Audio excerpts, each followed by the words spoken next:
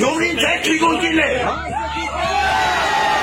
Բուրն իրադարձություններով հարուստ շաբաթվա ոչ պակաս բուրըն մեկնարկը տրվեց երկուշաբթի վաղ առավոտյան Գյումրիում, երբ ոստիկանական ուժերը մուտք գործեցին քաղաքապետարան, փորձելով ձերբակալել ընդամենը կես տարի առաջ ընտրված ընդդիմադիր քաղաքապետ Վարդան Ղուկասյանին։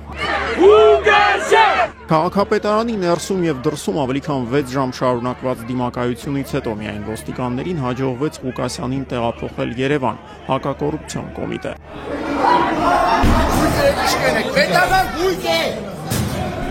Այն, որ քաղաքապետին դուրս բերեցին իր ղեկավարած հիմնարկի հետնամուտքից, այն էլ վազքով ճանապարհին մի քանի դուռ ու լուսամուտ կոտրելով, խոսում էր այն մասին, որ ոստիկաններն այնքան էլ վստահ չէին, որ քաղաքապետարանի մոտ հավաքված հարյուրավոր գյումրեցիներին չի հաջողվի Վարդան Ղուկասյանին ուժով ազատ արձակել։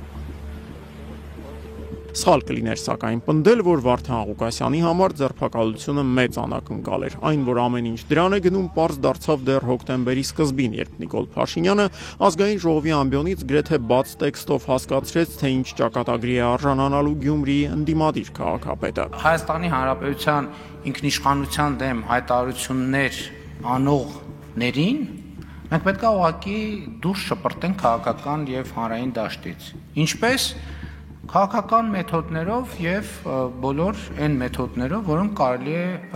կարելի է կիրառելի է ժողովրդավարական երկրում, եւ ես համոզված եմ, որ դա տեղի կունենա։ Դա տեղի ունեցավ հոկտեմբերի լույս 22-ի գիշերը, երբ հակակոռուպցիոն դատարանը կաշառք ստանալու մեջ կասկածվող Գյումրիի քաղաքապետի համար որպես խափանման միջոց ընտրեց երկամսյա կալանքը, նաեւ կասեցրեց Ղուկասյանի լիազորությունները։ Մամուլում շրջանառվող տեղեկությունների համաձայն Ղուկասյանին ներկայացված մեղադրանքի հիմքում դրոնով արված մի գաղտնալսում է, այն, որ իրեն հաստատ գաղտնալսում են, Ղուկասյանը եւս վստահ էր պաշտոնը ստանձնելու առաջին իսկ րոպեներից։ Այստեղ եկան մի ամերիկան շուրջոկներ ու բաներ մեզ նայում են, տղաներ։ Այսպիսով կարելի է արձանագրել ընդամենը 1 ամսվա ընթացքում որոշակիորեն չեզոքացվեցին քաղաքացիական պայմանագրի 2025 թվականի երկու ամենածանր ընտրական պարտությունների չակերտավոր մեղավորները, գյումրեցիներից ոմանք ի դեպ հակված չէին դա զուգադիպություն համարել։ Ինչ եղավոր Փարաքյարում սպանեցին, Լեննագանում բռնեցին, այդքան ընդրվածներ կա, ներդերգուստներին այդ պատմատը։ Ալիևի պես զորք կգրգե բերեկս։ Իլհամ Ալիևը սակայն այս շաբաթ համեմատաբար խաղաղասեր տրամադրության մեջ էր։ Ղազախստան կատարած այցի ընթացքում Ադրբեջանի նախագահը ընդամենը 1 անգամ կիրառեց Զանգեզուրի միջանցք բառակապակցությունը, փոխարենը հայտարարելով, որ Ադրբեջանը վերացնում է իր տարածքով Հայաստան ապրանքների տարանցման արգելքը։ Ադրբեջան снял все ограничения на транзит грузов в Армению. Ադրբեջանը չեղարկել է Հայաստան ապրանքների տարանցման արգելքը։ Առաջին տարանցիկ բեռը կլինի Հայաստան առաքվող ղազախական ցորենի խմբականակը։ Այս փաստը վկայում է, որ Ադրբեջանի եւ Հայաստանի միջև խաղաղությունն արդեն ոչ թե թղթի վրա է, այլ գործնականում։ Мир между Азербайджаном и Арменией уже не только на бумаге, но и на практике. Ճիշտ է, արագորեն պարզվեց, որ էմբարգոյի վերացումը Հայաստանի եւ Ադրբեջանի միջև ուղղակի ցամաքային կապի հաստատում չի նշանակում։ Պարզապես մի տարանցիկ երկրին Ռուսաստանին փոխարինելու է գալիս մեկ ուրիշն Ադրբեջանը։ Լավ, որ այսքան ասվեց, սա էլ ասեմ, շուտով Ակտա ու Բաքու, այնուհետև ադրբեջանական ու վրացական երկաթգծով Հայաստան կմտնի ղազախական ցորենի առաջին խմբականակը։ Խաղաղությունը հաստատված է։ Պատմությունը լավ իմացողներին, սակայն էկոնոմիկայի նախարար Գևորգ Պապոյանի ցորենային լավատեսությունն առանձնապես չէր տպավորել։ 1453 թվականի մայիսի 29-ին օսմանները Մեհմեդ II Ֆաթիհի գլխավորությամբ գրավեցին Կոստանդնուպոլիսը։ Այս իրադարձությունից անմիջապես հետո Եգիպտոսից դեպի Կոստանդնուպոլիս շարժվեցին հացահատիկով բեռնված առաջին նավերը։ 642 թվականին արաբների կողմից Եգիպտոսի նվաճումից ի վեր Բյուզանդիայի մայրաքաղաքը այնտեղից հացահատիկ չէր ստացել։ 800 տարի անց խաղաղություն էր հաստատվել, Բյուզանդիան այլևս չկար։ Ծովազուրկ Հայաստան ոչ միայն ցորենն, այլև մյուս բոլոր կենսական նշանակության ապրանքները հասնում են կամ երկաթուղով, կամ բեռնատարներով։ Բեռնատարների, ավելի ճիշտ բեռնատարների վարորդների հետ կապված խնդիրները, սակայն այս շաբաթ շարունակում էին խորանալ։ Մի ժամում կարող է 4 հատ 5 օր դեպորտ անեն։ Տարին փակել են 3 օր հետո 5 տարի դեպորտենալը ասել են հետեսնում Հայաստան։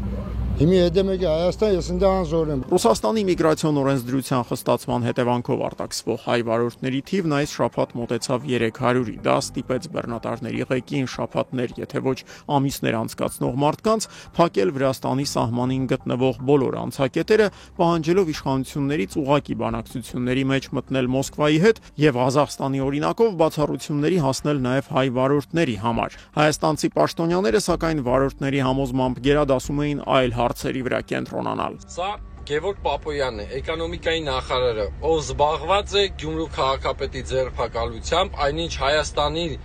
էկոնոմիկան բախվել է լրջագույն խնդիրներից մեկը։ Պարալիզացվել են 3 սահմանային անցակետներ հայ վարորդների կողմից։ Վարդան Ղուկասյանը սակայն միակ թեման չէր, որ այս շաբաթ ակտիվորեն քննարկում էին ԿՊ անդամները։ Երեքշաբթի օրը կարգալույց արվեց Օհանավանում գտնվող Հովանավանքի հոգևոր հովիվ Արամ Քահանա Ասատրյանը։ Իր հետ նույն թեմում ծառայած հոգևորականների եւ իր իսկ թեմի առաջնորդի դեմ ցուցմունքներ տված Ստեփան Ասատրյանը, նախկին Տեր Արամը, կարգալույցությունից ժամեր անց արդեն հայտարարում էր, որ շարունակում է իրեն հոգևորական համարել։ Շարունակել եմ իմ ծառայությունը իմ ժողովրդին Հովանավանքում։ Կարգալույց հռչակված Տեր Արամ Քահանան չի պատրաստվում հեռանալ Հովանավանքից։ Արդեն պարզ է դառնում, որ Հայաստանի Հանրապետության վարչապետը ինչ ասում է, ճիշտ է ասում։ Իսկ ես ճշմարտության կողքին եմ լինելու։ Այո, սատարելու եմ Հայաստանի Հանրապետության վարչապետին։ Սատարումը փոխադարձ էր։ Մայրաթոռի որոշման հրապարակումից մի քանի ժամ անց Նիկոլ Փաշինյանն ըստ էության խախտելով Հայաստանի Հանրապետության եւ հայաստանյաց առաքելական Սուրբ եկեղեցու հարաբերությունների մասին օրենքի դրույթներից առանցքայինը եկեղեցու ինքնավարության սկզբունքը հայտարարեց, որ Կիրակի հոկտեմբերի 26-ին կմասնակցի այլևս հոգևորական չհանդիսացող Ստեփան Ասատրյանի մատուցած պատարագին, բնականաբար շարունակելով նրան դիմել հոգևոր տիտղոսով եւ անունով։ Առաջիկա Կիրակի օրը հոկտեմբերի 26-ին Հովանավանքում մասնակցելու եմ Տեր Արամ Քահանա Ասատրյանի կողմից մատուցվող Սուրբ եւ անմահ պատարագին։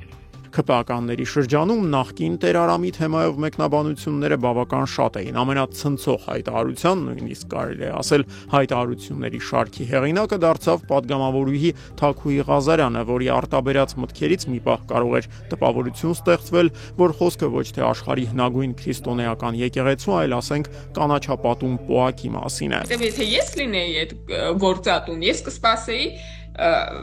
իրա վերջին իրա համար կարևոր է աշխատանքը անել, մի քանի օր առաջ կզգուշացնեի, կասեի, որ ոնց որ հաջորդ շաբաթվանից չգաս։ Եվ իհարկե առերևույթ աշխատանքային իրավունքի խախտում է տեղի ունեցել, որովհետև եթե չեմ սխալվում, աշխատանքային օրենսդրությամբ սահմանված կարգով, եթե իհարկե իրանք աշխատանքային պայմանագիր ունեն միմյանց միջև, պետք է 2 ամիս առաջ գոնե ծանուցել մարդուն, որ 2 ամիս անց դու աշխատանքից ազատված ես լինելու։ Ընդհանրապես ըստ падգամավորուհու Արամ Քահանայի կարգալուծության գլխավոր պատճառը ոչ թե դարերի պատմություն ունեցող եկեղեցական կանոնագրքի պահանջներն էին, այլ հոգևորականների Նիկոլ Փաշինյանին վատություն անելու անհաղթահարելի ցանկությունը։ Իրանք կարգալույց են անում այդ մարդուն, որպեսզի փչացնեն այդ իրադարձությունը, այդ պատմությունը։ Առաջին փչացված իրադարձության հեղինակը սակայն դարձան հենց կարգալույց Քահանան եւ նրա աջակիցները։ 5-շաբթի հոկտեմբերի 23-ին, երբ պարզվեց, որ Ստեփան Ասատրյանն այլևս չի կարող եկեղեցական ծեսեր կատարել եւ Հովանավանք ժամանած հարսանքավորները հրաժարվեցին նրա ծառայություններից, նախկին Տեր Արամն ու նրա կողմնակիցներն ակնթարթորեն դուրս եկան հեզ եւ աստվածավախ մարդկանց կերպարից։ Կարգալույց եղած կաթողիկոսին չի կարա կարգալույց անել։ Որտե՞ղ է։ Եկեղեցուց ասում եկեղեցուց դու սարիստեի։ Չմտնես դու երկրի։ Դու ես որոշով։ Արա դու չմտնես երկրի։ Ես ապարատը դուրս կգաս։ Հետո ջարդեմ իսկական։ Դեվեց կնայամ։ Ուրի զևնը կարեկելի։ Տեսանք բոլորը աղոթող մարդիկ են։ Մենք ձեզ դրսում տեսանք կես ժամ առաջ։ Խնդրում եմ ձեզ։ Նիկոլ Փաշինյանը սակայն անդրդվելի է։ Կիրակի օրը նա հաստատ որոշել է գալ Օհանավան եւ այս աղոթող մարդկանց հետ մասնակցել նախկին Քահանայի մատուցած պատարագին։ Ես պատրաստ եմ եւ ոչ միայն պատրաստ եմ, այլ կանեմ դա Տեր Արամի ձեռքից հաղորդություն կընդունի։ Նիկոլ Փաշինյանն այսպիսով կդառնա իրեն հայ առաքելական եկեղեցու հետևորդ համարող այն եզակի անձանցից մեկը, որ մեկ շաբաթվա ընթացքում կհասցնի սուրբ հաղորդություն ընդունել 2 անգամն էլ այդ եկեղեցու հետ կապ չունեցող մարդկանց ձեռքից։ O Ecclesia Sancta Dei Նախորդ Կիրակի Փաշինյանը Վատիկան կատարած այցի ընթացքում հաղորդություն ընդունեց կաթոլիկ եկեղեցու բարձրաստիճան հոգևորականներից մեկի ձեռքից։ Հարկ է սակայն նկատել, որ հայ առաքելական եւ Հռոմի կաթոլիկ եկեղեցիները որպես կանոն փոխադարձ հաղորդությունների գաղափարից աշխատում են խուսափել։ Գրված է, որ մեր հաղորդությունը բաց չէ, միայն կաթոլիկներ, հռոմեական կաթոլիկ հավատացյալներ կնան հաղորդություն առնել, սակայն եթե օրթոդոքս եկեղեցուց, հայ եկեղեցուց, եթե իրենց հավատացյալներ ներկա են եւ իրենց համար կարելի չէ հաղորդություն առնել իրենց եկեղեցուց եւ ունենան արտոնություն իրենց հովիվներից, իրենք գրնան հաղորդություն առնել։ Այս բացատրությունները հնչել էին դեռ 8 տարի առաջ շոհակաթ հեռուստաընկերությամբ հեռարձակվող հարցեր քահանային հաղորդաշարի եթերում։ Մոտ ապագայում սակայն այս եւ բազմաթիվ այլ մշակութային մանկական հոգեվոր ծրագրերը հեռուստացույցով դիտելու հնարավորություն հայաստանցիներն այլևս չեն ունենա։ 63 դեմ 31 ձեռնպահ 0 որոշում ընդունվել է։ Հոկտեմբերի 22-ին խորհրդանի մեծամասնությունը որոշեց մեկով կրճատել հանրային հեռարձակողի կազմում ընդգրկված ալիքների թիվը։ Ու թեև օրենսդրական նախաձեռնությանն անգամ հպանցիկ ծանոթանալուց հետո պարզ է դառնում, որ դրա թիրախում հենց շողակաթն է, ԿՊԱ-ականներն ամենայն լրջությամբ պնդում էին, թե խոսքը բացառապես հանրային հեռարձակման օպտիմալացման մասին է։ Շողակաթ անունով հանրային հեռարձակող գոյություն չունի, հարգելիներս, հետևաբար հանրային հեռարձակողի խորհուրդը, որ շատ էլ ուզենա, չի կարող մեկ այլ մասնավոր ընկերություն փակի կամ չփակի։ Հայաստանի Հանրապետությունում այսօր գոյություն չունի շողակաթ անունով հանրային հեռարձակող։ Նախաձեռնության հեղինակներ ԿՊԱ-ականներ Սիսակ Գաբրիելյանն ու Թաքուի Ղազարյանը նաև խորհուրդ էին տալիս, եթե շողակաթը ցանկանում է մնալ եթերում, թող հայտ ներկայացնի եւ մասնակցի մրցույթին։ Եվ հենց այստեղ է, որ դեժավյուի սուր զգացողություն է առաջանում։ 2002-ին գրեթե նույն պատճառաբանություններն ու մրցույթների մասին նույն պնդումներն էր հնչեցնում Ռոբերտ Քոչարյանը, երբ եթերազրկվում էր այն ժամանակաշրջանի միակ անկախ հեռուստաընկերությունը Ամեկ Պլյուսը։ Տնօրինում էր 37-րդ հաճախականությունը, տնօրինում էր 5 տարի եւ լրացել է այդ տնօրինման ժամկետը օրենքով։ Եվ սրանից սարքել այսպիսի աղմուկ ինձ համար անհասկանալի է։ Դա նույնն է, որ մյուս տարի լրանում են իմ 5 տարվա սահմանադրական այսպես ժամանակահատված եւ ես ասեմ, որ ես կայացած նախագահ եմ եւ նեղանամ, որ ինչի ենք ընտրություն անում, ինչի ենք փորձում ընտրության ճանապարհով նոր նախագահ ընտրել անհետեթություն է։